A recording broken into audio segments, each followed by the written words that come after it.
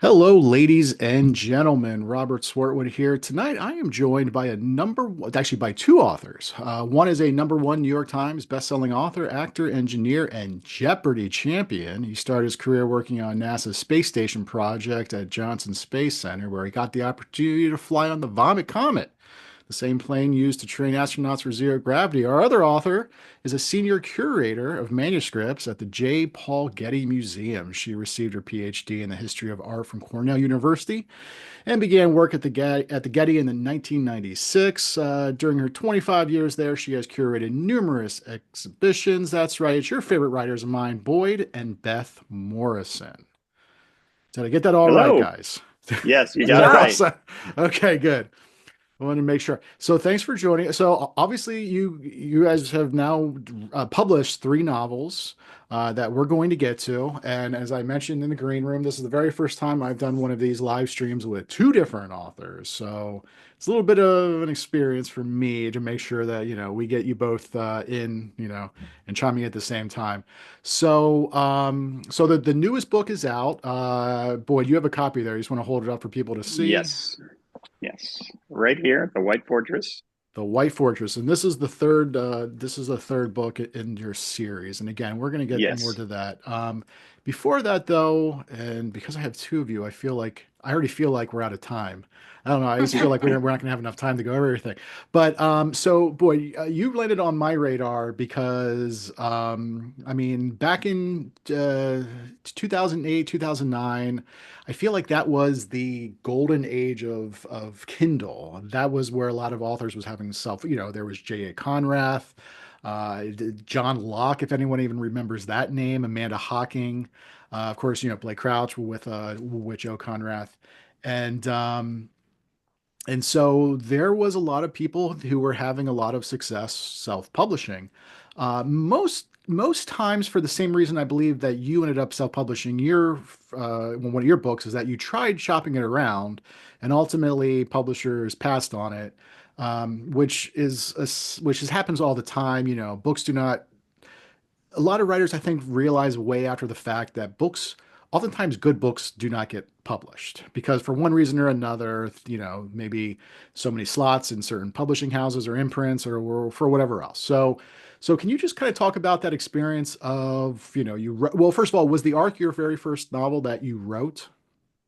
No, that was actually my third novel, but it was the first novel I got my literary agent with. And I had written two books that I couldn't get an agent with. And when I did get the agent for the Ark, she sent it out to about 26 publishers. We got what I call rave rejections, where they said, "Oh, we love the book, we love the plot, we just don't know where it can fit in our publishing cycle." And so once we had exhausted them, around the time that the Kindle digital publishing platform was starting, and I said to my agent, "Well, what would you think if I put my three books up on that?" And she said, "Well, why not? We're not, able to sell them, so you might as well try it out." And it was early 2009 that I did that, and so I put all three books of mine that had been edited by people like Beth. Actually, Beth is my one of my first readers on all my books, and so I put them up and covers for them, and within just a few weeks, they started selling really well. And I think there were about me and four other people doing this at the time. And so nobody really knew if anybody could sell self-published books digitally. Nobody was doing that. In fact, J.A. Conrath started doing it because he saw me doing it. So it was really the Wild West at that point. But within a month, all three of my books were in the top 100 sales on Amazon. And so because of that, my agent was able to go back to Simon and Schuster and say, "Hey, look what this guy is doing." And they bought all three of those books. And so they published The Ark was the first published book I had, but it was the third book I wrote. And the other two books, all three books are now published in multiple languages. but these were books I couldn't even get a publisher for, and some I couldn't even get an agent for. And so, one thing I tell new writers when I see them at book conferences is keep writing a new book every year, especially in the thriller genre, because that's kind of the pace that publishers want. And so, if you write a book, you don't know if that's the one that's going to break out. So if I had just kept trying to make that first book work, I probably would not be published today. And so it was just because I kept writing a new story every time. Eventually, I landed on one that really worked, and the arc ended up being published in at least 20 languages. But it wouldn't have happened if I hadn't tried self-publishing. Now, self-publishing is very different 15 years later. Yeah. There's so much competition now that it would be really hard for that to happen. But again, nobody else was, or very few other people were doing it at that time. And I think also it helped that people started talking about my books on a kind of a discussion board, and that kind of got the word around too. So I wasn't doing any marketing or promotion, but once I started getting on some of those sub lists on Amazon, people started seeing the book, seeing that I was only charging 99 cents and nobody else was, no books were 99 cents except for the few self-published books at that time. So people just clicked on it and said, why not? I'll try it. And luckily I started getting really good reviews from the people who actually read the books, and that kind of cascaded. Yeah. And so, true or false, the original title though was the Noah's Ark Quest. No, the Noah's Ark Quest is the British. So the book is published by Little Brown in Okay. the Okay. UK, and so they thought different titles would work better in the UK than the ones we Okay. had in the US. But the original title of the arc when I was doing self-publishing was the Noah. Well, before I got my agent, it was called the Noah Covenant, and I Hmm. changed it to the arc when we were trying to pitch it to publishers. Yeah. And so, for the same reason, the second book is called The Vault in that series. It's called The Vault in the US, but it's called The Midas Code in the UK. Yeah. And boy, tell So, tell the viewers about the Chinese title. Yes, and Beth loves that in the Chinese market, the arc is called the Square Boat Catastrophe. that is a great title. Yeah. I mean, they should make that the the US. So Beth, around that time, I mean, were you like, had you been writing, had you been doing anything, along these lines, or was it just you were just kind of just reading Boyd's, his first drafts when he was sending them to you?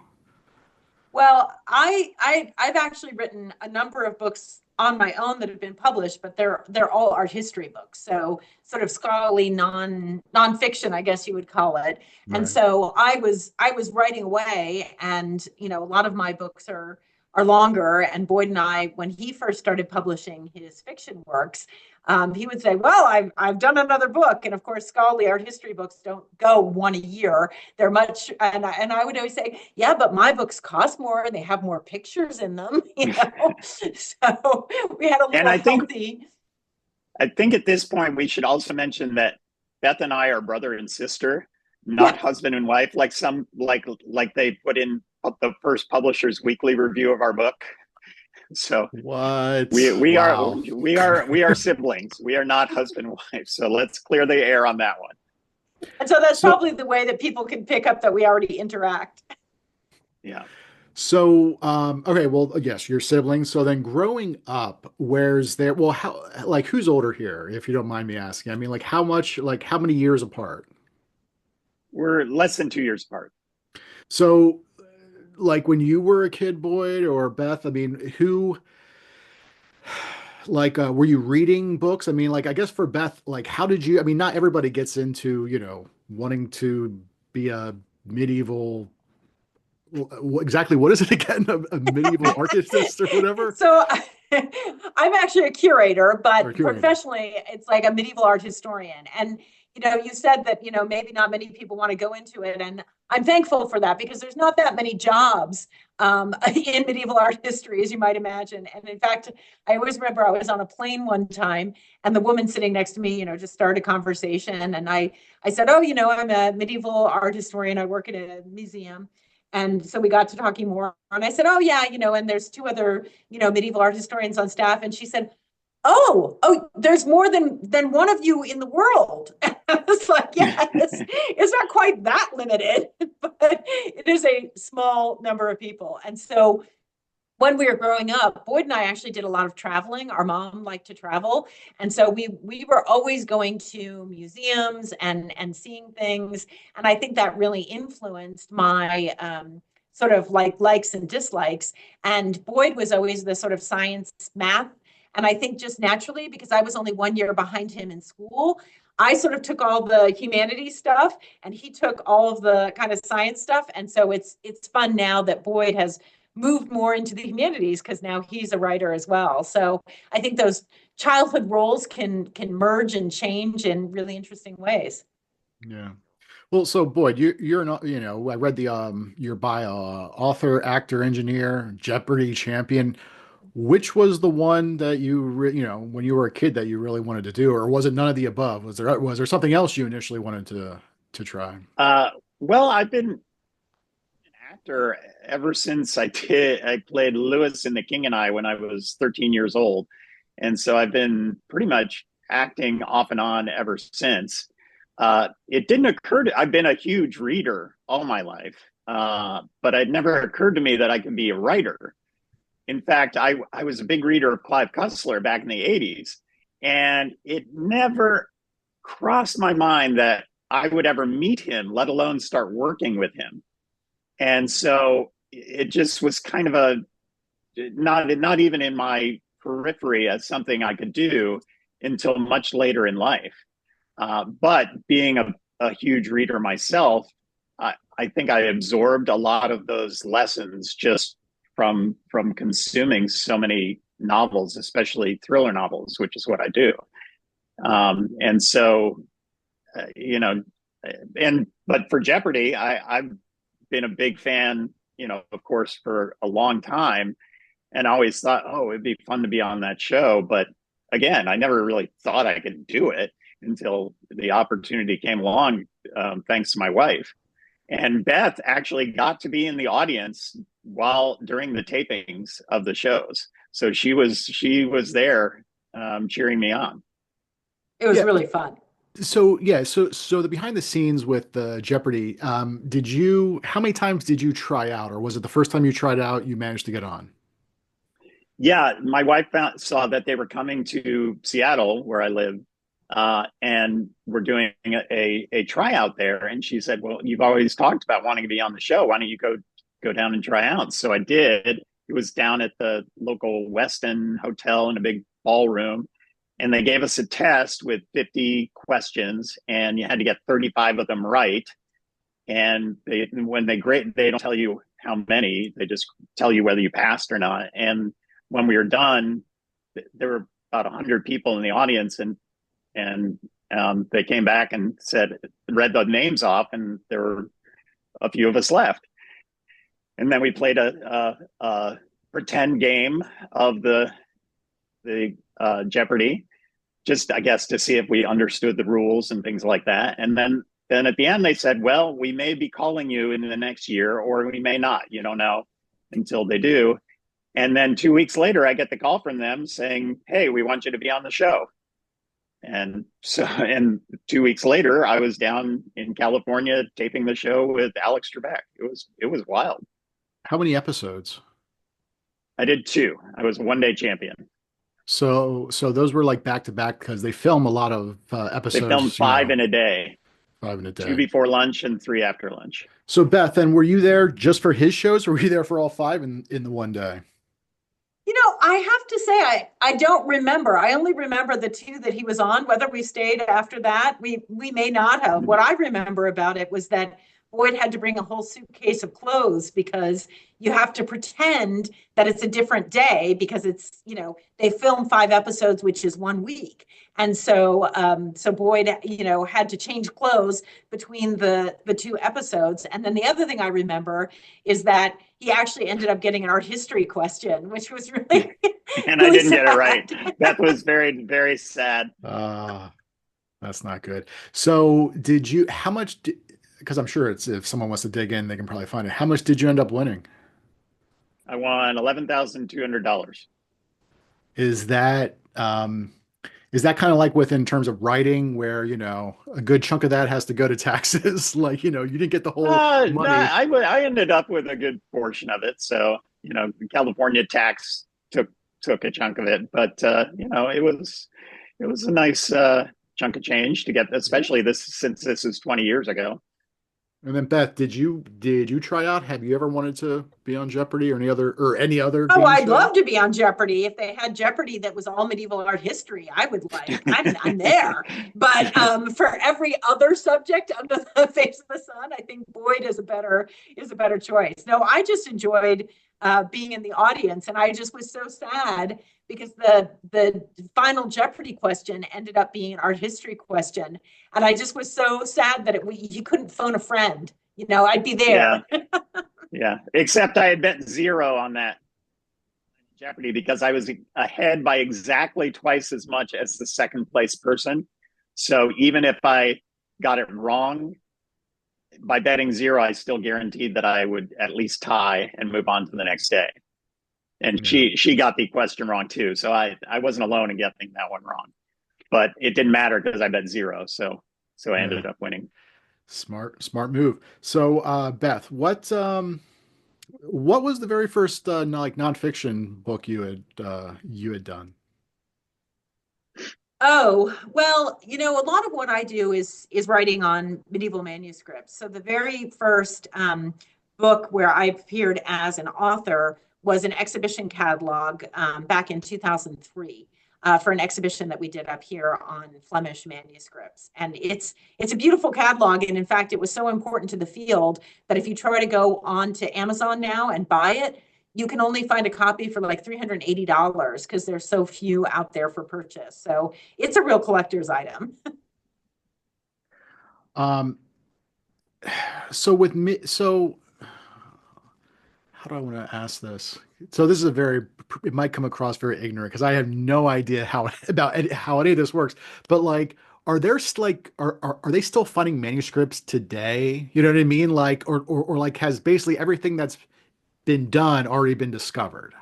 No, that's the best part of my job is going out and spending a lot of the Getty's money on really fabulous objects. So we find things all the time that, were basically in private collections or, all that kind of thing. And in fact, Tucked away in a library.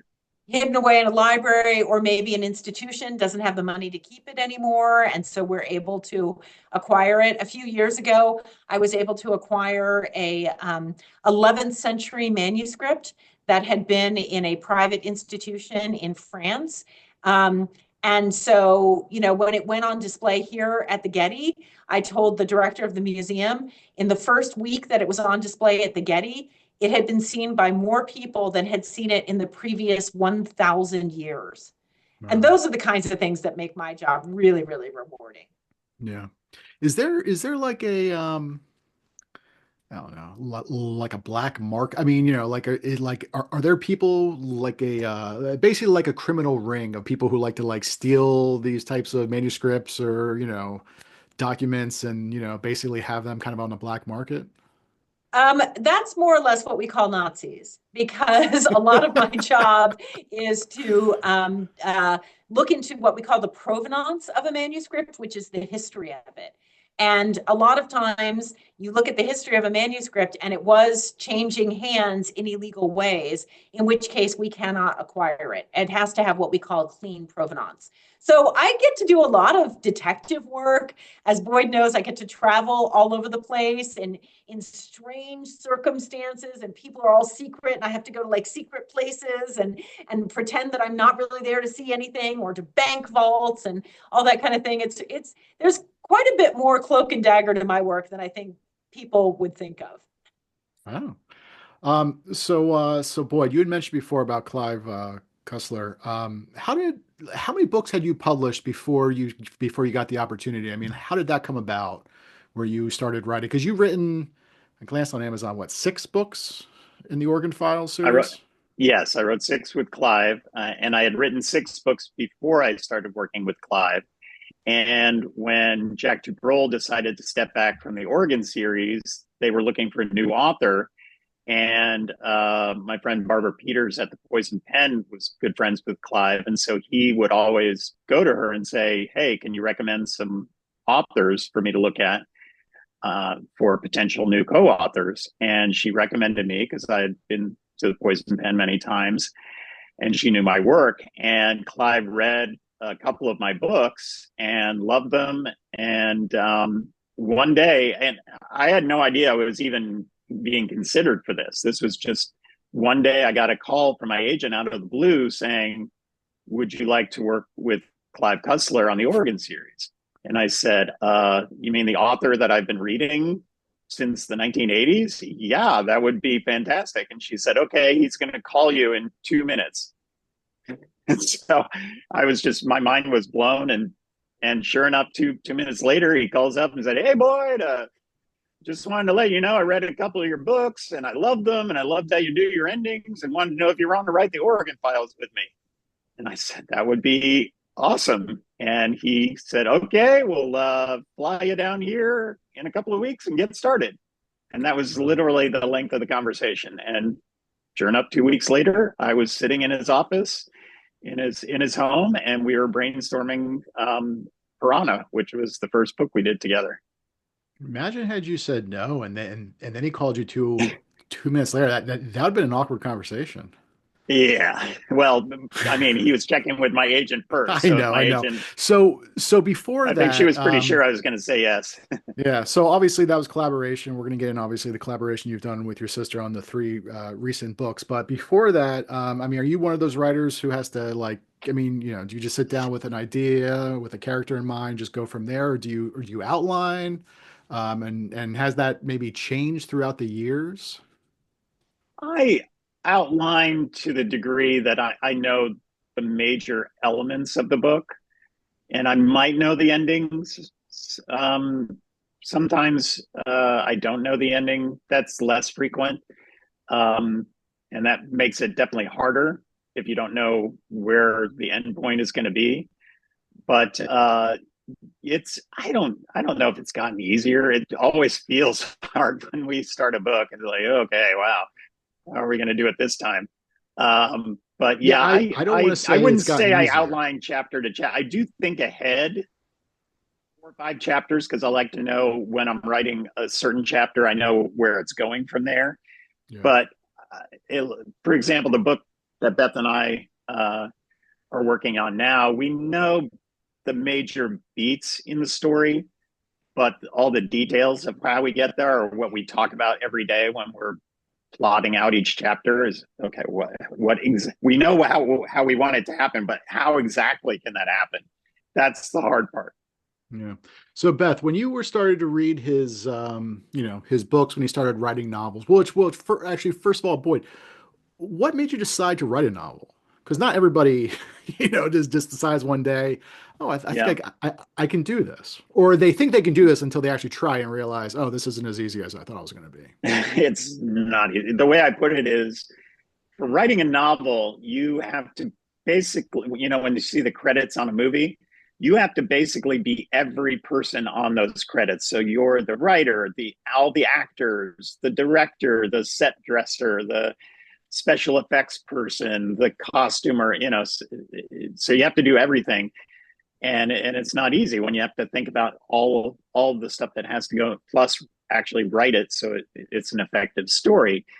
When I was getting my PhD, I was actually in Rochester, New York, and I was doing my dissertation research up at Kodak, and we didn't know anybody there. I was with my wife, and it was cold, and there was nothing to do, and so I was looking for something to do in the evenings. And my wife knew I was a big science fiction fan, and she said, "Oh, well, there's this class given by a Nebula and Hugo Award winning author named Nancy Kress.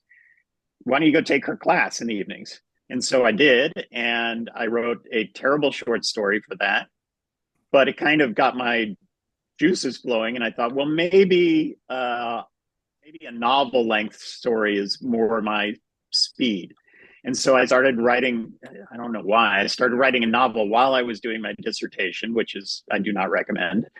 And I finished that up, my dissertation, and then I finished the book, and I sent it out to, I don't know, 4 or 5 agents, and I got some decent feedback, but no takers, and then I kind of gave up, and my wife was not happy about that, and she said, someday I'm going to make sure this book gets published, which it did.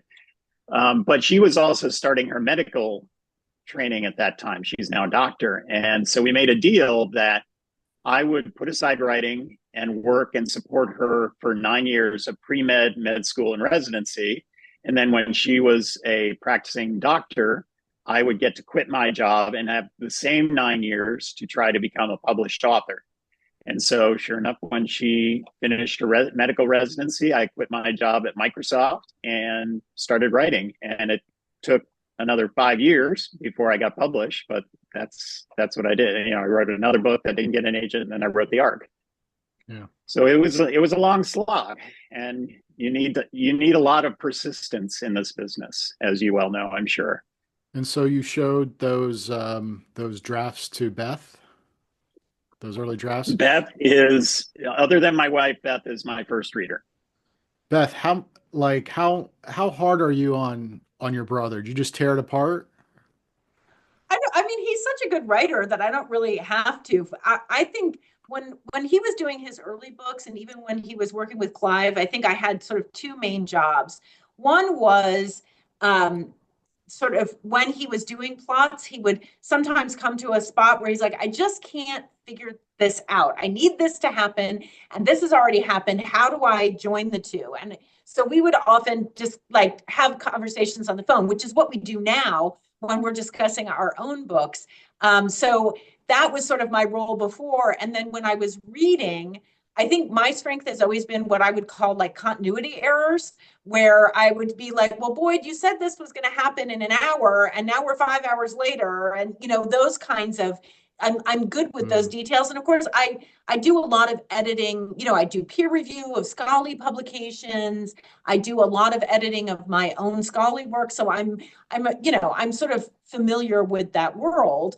And the fun thing about starting to write with him was that then I was actually on the sort of more like idea side, like, oh, like, let's do this and this and this. And I had a taste of that because when Boyd was working with Clive, there was one book that it reminded me when you asked your question about sort of stolen art in the black market, that Boyd and I were discussing over lunch one day, and I kind of gave him an idea that helped him formulate one of his Clive novels, if you want to talk about that, Boyd. Yeah, it was Typhoon Fury. And I think I had remembered Beth had said something about the Gardner Museum heist, which is still one of the biggest art thefts in history. I think it's $500 million worth of art was stolen. And we were talking about, well, what could have happened to it, and where could those paintings be now, and why haven't we found them? And then there was also an article that I had read about artworks being used as collateral in criminal organizations. So they would, instead of sending gold or cash, they would just trade these artworks as the collateral for their criminal enterprises.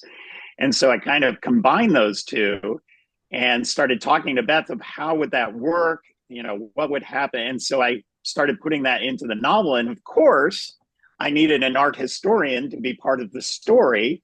So I asked Clive, is it okay to make my character a redhead named Beth? And so there is a character in Typhoon Fury that is a redhead art historian named Beth in the story. And she's a big, major character in the story. And Boyd's main, like the main character in the Oregon Files series, obviously isn't based on Boyd because it happened before, but I always thought of it as Boyd. And so in the book, she has a love interest, but definitely not with the main character. No, no, no.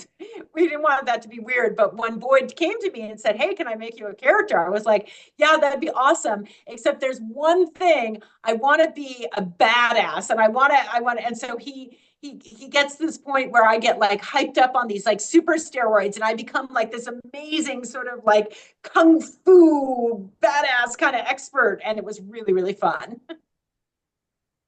Yeah, so the collaborative process you had with Clive, I mean, at that point, he had collaborated with other authors in the past. So I'm sure he probably had his own. I mean, it must be kind of tough, or was it easy to kind of step in because for you said for 6 books, you were writing yourself. I mean, you didn't have to really work with a co-author. Was that easy to kind of jump into, or was it a little bit tough? I mean, because obviously he's the Yeah, boss. I mean, ultimately, whatever he right. wants, he's going to get. Yeah, it was he gave me a lot of free reign on those stories. So the way we would work is I would go down to his house for a few days and brainstorm the major ideas for the book. What's the historical element? Where is it going to take place? What's the villain after? Maybe some of the major action set pieces. And then that would pretty much be it. And I would, because a lot of people think, oh, Clive gave me an outline. No, he did not give me an outline. It would have been a lot easier if he had. In fact, I would give him outlines of what I came up with. So, and then I would go back and just write 100 pages of the story and send it to him, and he would give me notes on it, kind of like an editor. And then I would take those and continue on, and we would just go back and forth like that until the story was done.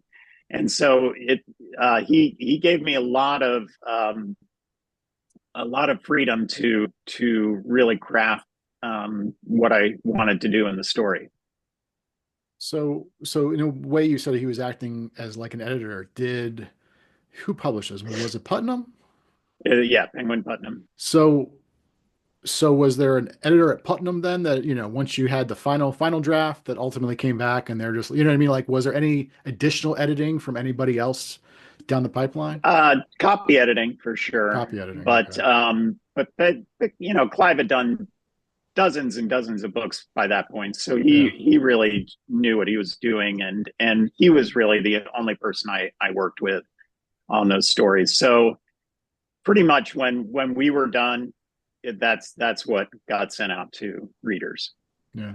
I think. And yeah, so he was. I remember when I wrote Final Option. I wrote the last 150 pages, and that was, I think, the smoothest writing process I've ever had when I wrote the end of that book, because I knew exactly what I wanted to happen. And it was one of my favorite times, because when I sent the ending of that book to Clive, he wrote back to me and said, "It's a masterpiece. I'm not going to change a word of it." And so he Wow. pretty much just sent it on as it was. So I felt very happy about that. So being a huge Clive fan, did you feel, I mean, so I'm friends with Brian Andrews and Jeff Wilson, and they're doing the Clancy Mm-hmm. books now, and I've talked to other Mm-hmm. authors who have, done Tom Clancy, whatever else. They they're encouraged essentially not to try to write like Clancy. They're just writing them, their own novel in their own voice just happens to be in that world. Was it the same thing where you were still with your voice, or was there kind of like you felt like you had a copy, Clive?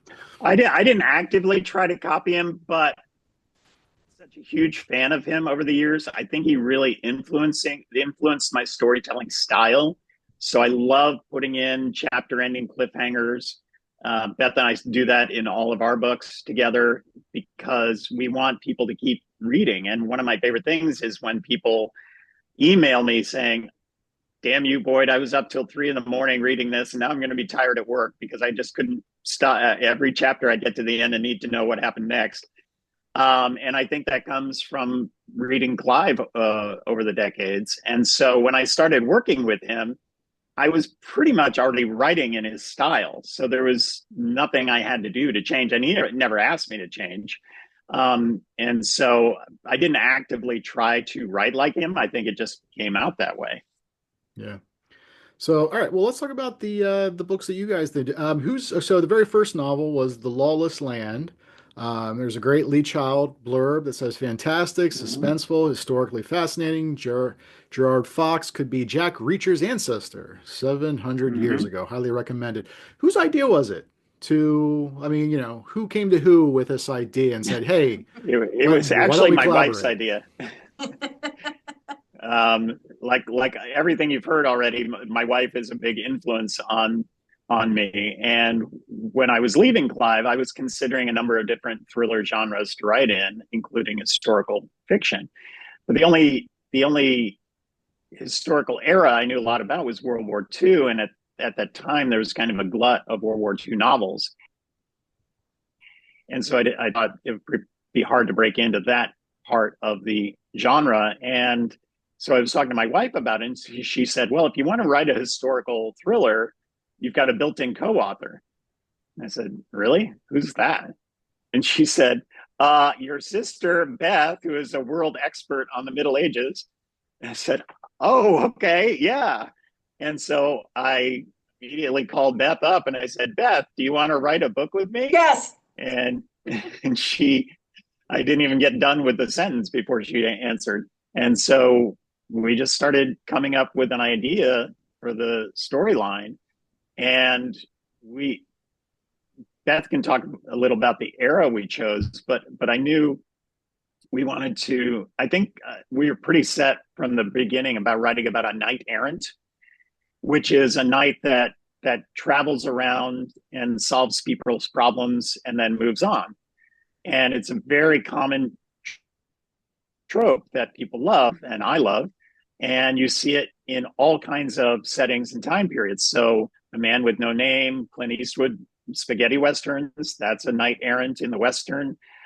Jack Reacher, Lee Child has said many times that he built Jack Reacher on the idea of a modern knight errant. And you can see that every book, he comes into a town, busts up the drug dealers or the conspiracists, and then moves on. And so he's a modern day knight errant. And then The Mandalorian is a knight errant in the future, going around and solving people's problems. And so we decided that we just wanted to go back to the origin of an actual knight in the Middle Ages who did those kinds of things.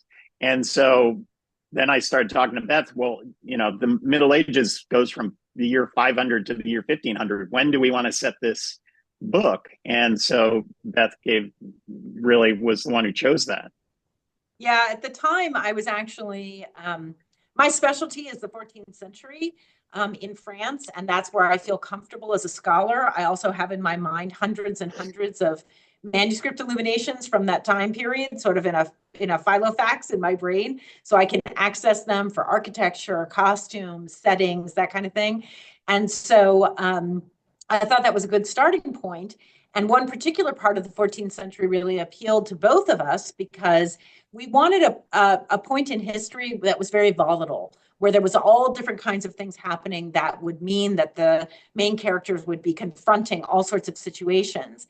And so we settled on the middle of the century because it was just after the Black Death, which presented a huge upheaval in society. I mean, you think about how much COVID has changed us. We think of work from home, and we think about, ideas of like producing vaccines in short amount of time, all these kinds of things. If you multiply that by like 1,000, you get the Black Death, because at the time, 1/3 to 1/2 of the entire population disappeared in less than 5 years. So you can imagine the kind of societal changes, not just in terms of like psychologically people dealing with trauma, but like it changed the workforce because there weren't enough people to farm the fields. They had to, change the way basically everything was done. So at the same time, it was also the time of the 100 Years' War, when France and England were at war with each other. And of course, war is another kind of pivotal point that really introduces change into society. And so we wanted to make our main character a little bit ahead of his time in terms of considering some of the ways that society was going to have to change and to take advantage of that. So that's why we chose this particular time period. And I think it's worked out really well because there's so much. And I didn't want to go much further back in history because there's not as much left in Europe that was actually there, say, in the 8th century or the 9th century. You can't really see buildings, you can't really see, but the 14th century, the mid 14th century, you go to Europe today, all of the places that we talk about in the novel, you can see the actual buildings, the streets, all of that kind of thing is still living, breathing in Europe today. So research wise, obviously, it sounds like you guys are, I mean, do you take liberties at all though with some of the what happening in the past, where obviously you're trying to be as, I guess, historically accurate as possible, but they're still fiction books, obviously. Yeah, we try to adhere to the historical era as the facts that we know about that time period as much as we can. But there are a lot of gaps in what we know. So that's where we play a lot, is in those gaps. And so we kind of fill in. If nobody really knows what happened in August of 1351, well, we can say what happened because, we just make it up. But we don't we don't really change history at all. We just kind of, and that in our book, The Last True Templar, which was about the Knights Templar, we actually took historical events that we know happened to the Knights Templar, including how they were persecuted in the early 14th century. And we spent a lot of time making sure that our plot matched up exactly with what happened in the historical records that we know about.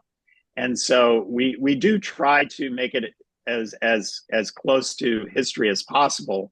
But most of our characters that we write about are not real people that existed. We do have a few kings and some other people, but we write about people who are fictional so that we can make up our story as we want to. And what we try to do is kind of weave our story among and through the actual historical events that happened. And so, a good example is the book that we just released this week, The White Fortress. The beginning of the book starts with Marco Polo. And of course, Marco Polo is a known historical figure. We know a lot about his life.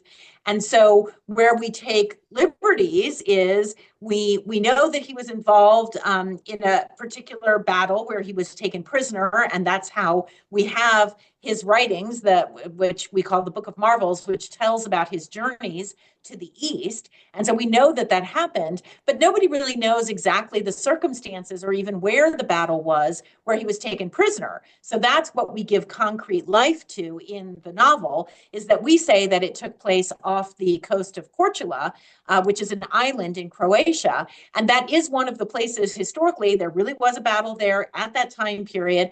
And it is one of the places where they think that Marco Polo may have been taken prisoner. But again, where we take liberties is we say in the first chapter that he had the way that we have the account of his travels to the East now is that when he was in prison, he dictated his book and his experiences to a man named Rustitello di Pisa, and that guy actually wrote it down, and that's the text we have. So where we took liberties is we said that he actually had his own handwritten journal of his journey to the East. And that becomes a central plot element, trying to find those journals.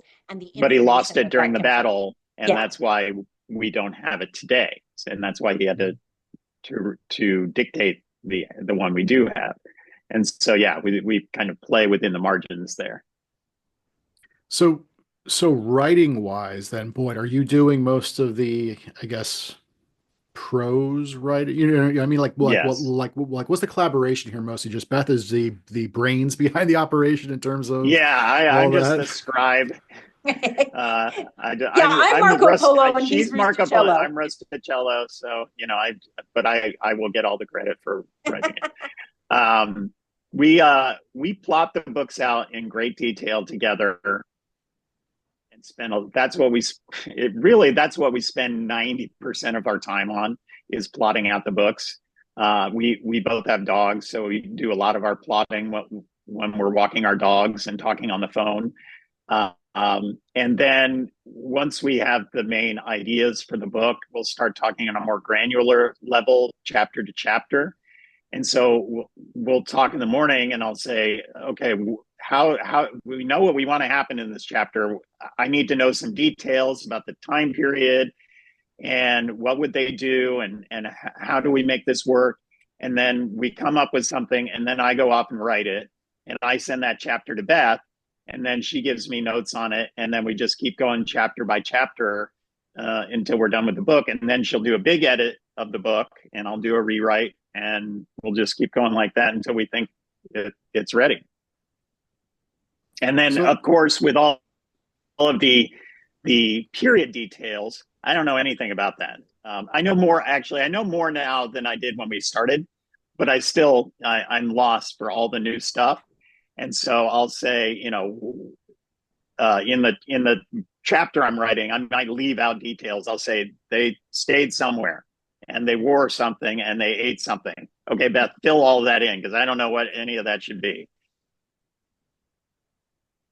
so the traveling wise, you said that you both travel for this book. Like you actually, I mean, or is it one of those things where Beth, like, I mean, do you travel together? Yeah, so we actually travel together and we travel the same route that the characters do. So in terms of that part of the process, Boyd and I always we have to just decide where's the next book going to take place. And that's the best part because where in Europe do we want to go? And so we try to pick places where a lot of things were happening in the mid 14th century and a lot of the architecture and setting is still the same as it was in the 14th century. So we pick places based on that.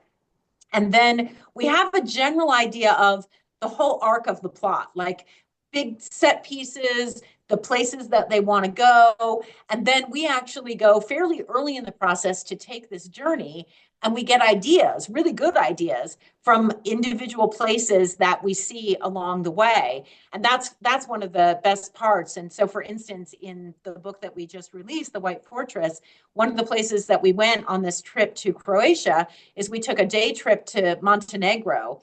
And there's this amazing little tiny town right on the water in this really secluded bay named Kotor. And so you go and there's a military outpost, like it is way up there, 1,339 steps. And we climbed to the top. And when we got up there, Boyd looked over the edge and he's like, we got to throw somebody off this. That's what I'm always thinking. How can I kill people in every setting that we're in? Um, so when you wrote the first book, was that something, did you write it on spec? Which for people who don't know, that means did you write the entire thing and then shop it around? Or like, had you sent out proposals or how did that come about?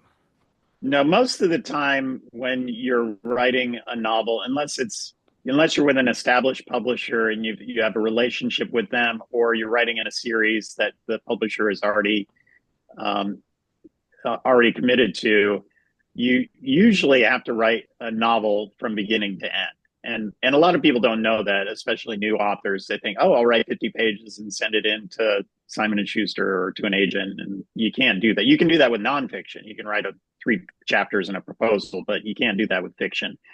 And so we wrote this whole book. We didn't even have an agent, and so we wrote it, and then we got our agent, and then he shopped it around, and we got our publishing deal with a British publisher named Head of Zeus, and then when we started working with them, then we could give them a proposal, like a one pager. Here's what we think the next book is going to be about. And they say, yeah, that sounds great. Let's do that. And so the third book just came out, The White Fortress. When you wrote that first, I mean, like when you wrote the first book, did you know, okay, this is going to be a series? And then if so, did you have an idea like, okay, we could probably definitely get three books out of this, or is it like you mentioned the whole idea of just the Jack Reacher? I mean, do you feel like you could just do, 10, 20, as long as there's Well, it's interest? funny. Beth and I were just talking about that this morning when we were on our walk, and I had a different memory than you did, right, Beth? Yeah. So boy, because we did a book signing here in Los Angeles last night, and somebody asked that very question. And Boyd was like, no, I don't think we had an idea. And I didn't want to like contradict him in the middle of like, 40 people at a book signing. But I was like, actually, my memory is that we really did. I mean, you never know, right? But we were hoping that it would take off and that we would be able to write more novels. And so I was reminding Boyd of one time early on in the writing of the first novel where we were basically just wasting time at his house, probably procrastinating, sitting on couches at night, and we came up with like 20 titles for these future novels in the Yeah, same series. So we had yeah. plenty of ideas. Well, and I think we talked about all the different medieval locations that we could have them go to, and places I didn't even know were medieval locations. For example, in the White Fortress, it takes place in Croatia. I didn't know there was anything medieval there, let alone the vast wealth of medieval settings. For example, we went to Dubrovnik and Split, which are two amazing cities, but they're still walled cities from the medieval era, and they still look so medieval that Game of Thrones filmed a lot of the King's Landing scenes in both of those cities because they really didn't have to do much set dressing to make it look like a medieval town. And so, in fact, there's Game of Thrones stores everywhere in Dubrovnik because it's so popular. And so we just kind of were thinking, oh well, in Belgium, in old Flanders, there's plenty of places they could go, and of course the Holy Land and Germany, which used to be the Holy Roman Empire, and Italy and Spain and France. So yeah, there's just so many places. And the cool thing for me is that when we go to these places, almost every place we feature in the books are real places you can go visit today. But when you go see them, they're almost unchanged from how they were 670 years ago. They have modern plumbing and sidewalks, but that's about the biggest difference. And so you can really imagine what it would be like for our characters to be in these settings. And so it made it very easy to plot out and think about what they would be doing in each of these places. And so that's a fun aspect of the storytelling. And one of the things that's hardest for me is that when we go to these places, like one of my big jobs actually in this sort of like dynamic duo is doing all the research before we go to Europe, where I have to look at every city and be like, okay, this was, our book takes place in July of 1351. Which things were here in July of 1351 and which were 1352 or after? And we just, because we take these trips and they're usually 8 days, where we have to go through the entire, number of places they go to in a 460-page novel. So we have to be really directed. And it's very hard for me because I get distracted. I'm like, ooh, look at that cool, 16. Nope, you are dead to me. I cannot look at that. Yeah. Don't tell us anything about the Renaissance because that exactly. wasn't Does for not another exist. 150 years. So that's one of the hard things for me is to go through all these fabulous places and just pretend that everything after 1351 does not exist. Yeah, for So the example, and maps we in the set book. part of the book in Florence in The Last True Templar, and the Duomo, the famous Duomo in Florence, was only half finished at the time of our book. But that gave us an idea that we actually used in the story for an action scene because it was a construction site. And so that was kind of cool. Yeah, that's very cool. So the maps, excuse me, are they like where do the maps come from? Do you guys design those maps yourself, or it's taken just, standard maps? I don't know. It's like sometimes like, We sometimes these maps are kind of like, an artist comes in and does like a rendering. Yeah, well, we tell them exactly what we want to have on the map, and then they have an artist actually make it. But we give them a lot of direction on what we want to have on the maps. So we spend a lot of time on that to make sure that it represents exact. We divide our books into sections, and so there's a map before every section to show where our characters are going, just to give a sense of the location, because a lot of people may not be aware of these locations. And so, yeah, we give them a lot of direction, but I don't. Neither of us is an artist ourselves, so they hire somebody to do that, which is great. And so the series title, Tales of the Lawless Land, was that always the series title? Or did you have a, because the main character is Gerard Fox. How did the Tales from a Lawless Land come about? Obviously, the first book in the series is The Lawless Land. Yeah, didn't we have another title for the series originally, Beth?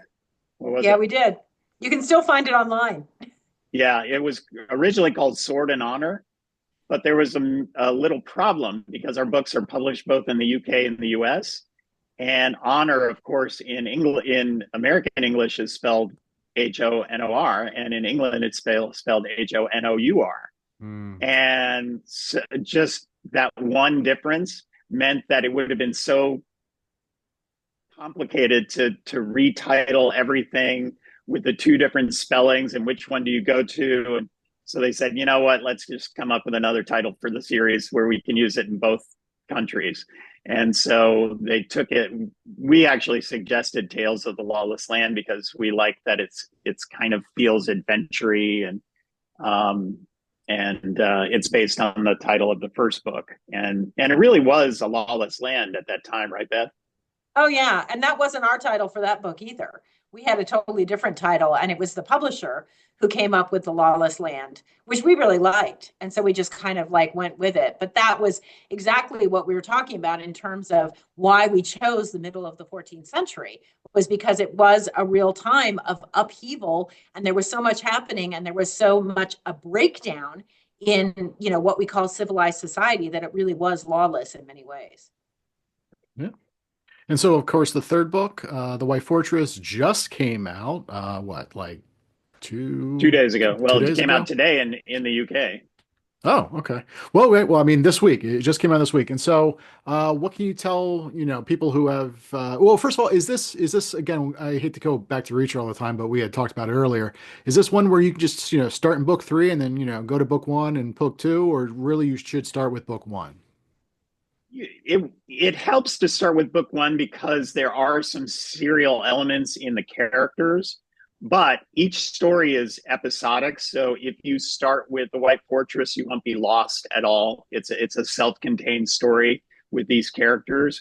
But as with Reacher, if you start with the first book, you see the progression of his character, and so that's true with our books as well. So the main characters are Gerard Fox and his now, or I'm going to spoil some things for the people who haven't read the first two books, but they are now husband and wife in the White Fortress, and they come across a couple in distress because their child has been kidnapped, and they're going to be forced to betray their town to an invading army, or their child will be killed. And so Fox and Willa try to help rescue their child and save this town from an invasion that could spark a war all along the Dalmatian coast of Croatia. Speaking of wives, does your wife get a manager's fee? Yes, yes, she it's not explicit. I don't give her a paycheck, but it's part of the deal. And she comes with me and Beth every time we go and research Oh, the books. So okay. she's very, again, she's one of my editors as well, and gives us a lot of suggestions that make the story better. So she's highly involved, and she gets a lot of the benefits of that too. Like a trip Do to you, Europe. Yeah, do you guys have any other siblings? we do. We have three older siblings.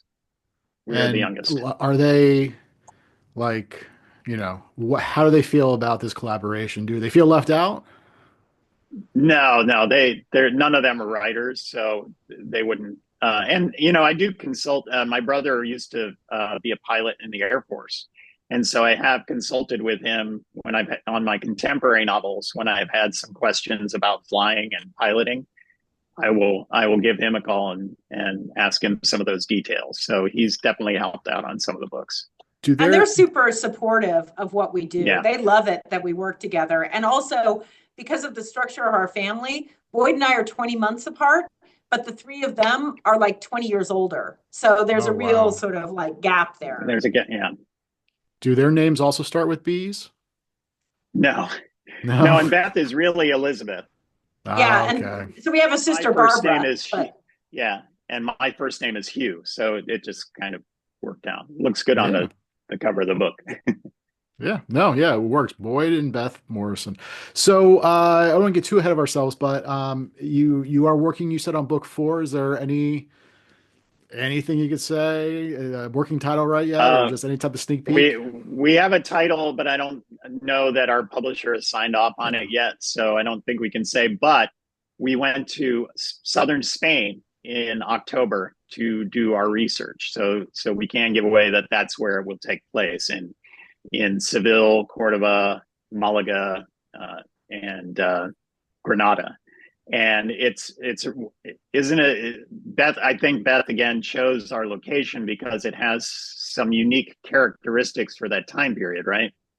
yeah. So one of the things that we are really drawn to at this point is that this is medieval Andalusia. And it was a time period when part of southern Spain was still controlled by the Muslim Caliphate, and then part of it was also controlled by Christians. But there was, and I think a lot of people think, oh, in the Middle Ages, it was just all about the Crusades and war, but they actually did a lot of business together. They had a lot of relations together, and they had a lot of rules and regulations which normalized relations between the two. And so we're really using that as one of the focal points of the novel, which is really interesting. Very cool. And then is there already a pub date in mind for that? Next year around this time? It's going to be next year. We don't know the month yet. That's Yeah. still being worked on. So you said last night you had an appearance. What other appearances do you have coming up? We are going to be in Seattle this Saturday at 7 p.m. at Finney Books. We'll be signing and talking there. And then next weekend, we are going to be at the Tucson Festival of Books all weekend. And Beth will be on a panel separately from me. I'll be moderating a panel. We'll be on two panels together. And I'll be giving a writing craft seminar about pacing and thrillers.